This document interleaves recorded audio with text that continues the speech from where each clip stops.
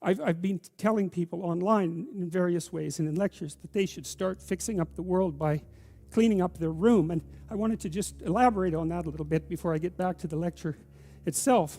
So, as it's become this weird internet meme, you know, and it's a joke, and good, it's a joke. I'm really happy about the fact that so much of this has got like the leaven of humor in it. It's really important, because that's what stops things from degenerating into conflict, humor. And I was thinking about this idea of cleaning up your room in relationship to the mustard seed idea. And you see, the thing about cleaning up your room, this is also something I learned from Carl Jung and his studies on alchemy, because for Jung, when the alchemist was attempting to make the philosopher's stone, he was not only engaged in the transformation of the material world, but he was engaged in a process of self-transformation that occurred at the same time as the chemical transformation. So it was a psychological work in some sense. Let's say you want to sort out your room and beautify it, because the beauty is also important. And let's say that all you have is just a little room, like you're not rich, you're poor.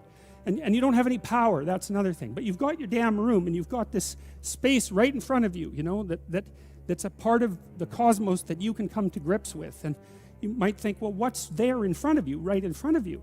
And the answer to that is, it depends on how open your eyes are. That's the proper answer, because you could say, and William Blake said this, for example, and Aldous Huxley made comments that were very similar, that in a transcendent state you can see infinity in the finite. And you might say, well, you can see infinity in what you have within your grasp if you look, and you could say maybe that's the case with your room.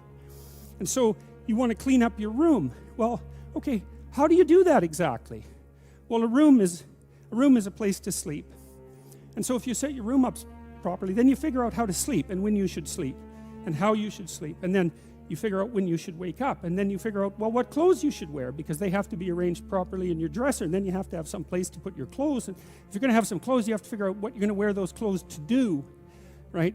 And then that means you have to figure out what you're going to do. And then your room has to serve that purpose, because otherwise it isn't set up properly. And if it doesn't serve your purposes, you will be unhappy and not happy in the room, because the way that we perceive the world is as a place to move from point A to point B in.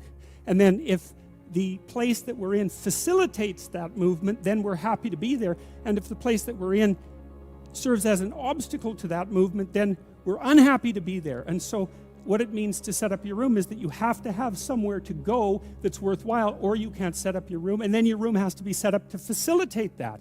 And then the next thing is, well, maybe you have to make it beautiful.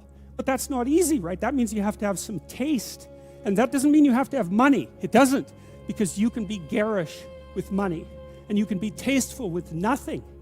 All you need is taste, and taste beats money when it comes to beautifying things. You know, I mean, not that money is trivial, because it's not, but taste is crucial. And people who are very artistically oriented can make beautiful things out of virtually nothing. And not only that, the literature suggests that if you're going to make beautiful things, putting real constraints on what you allow yourself to do facilitates creativity instead of interfering with it.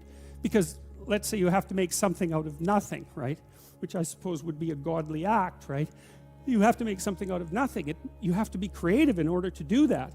And so then to beautify your room means that you also have to develop your capacity to be creative. And so then you can make your room shine. But then what will happen is that if your family isn't together, they will interfere with that. You'll interfere with that, because you won't have the discipline to do it properly. But then when you start building this little microcosm of perfection with what you have at hand, then it'll evoke all the pathologies of everyone in your household. They'll wonder what the hell you're up to in there. And they won't necessarily be happy, because if they're in a lowly place, let's say, and so are you, and you're trying to move out of that, then the higher you move out of that, the more the place they're in looks bad.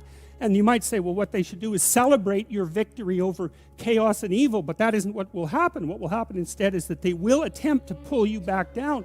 They'll attempt to, and I mean, obviously all families don't do that, but all families do that to some degree, and some families do almost nothing but that. And so what that means is that if you're going to organize your room, then you're going to have to confront the devils in your house. And that's often a terrifying thing, because some of those devils have have lineages that go back many, many, many generations. And God only knows what you have to struggle with in order to overcome that. And so to sort yourself out and to fix up your room is a non-trivial matter, you know. And you can do that. You'll learn by doing that, and then maybe you'll learn enough by doing that so that you can fix up your family a little bit, and then having done that, you'll have enough character so that when you try to operate in the world at your job or maybe in the broader social spheres, that you'll be a force for good instead of harm, because you'll have learned some humility by noting just how difficult it was to put your damn room together, well, and yourself for that matter. And so you'll proceed cautiously with your eyes open towards the good.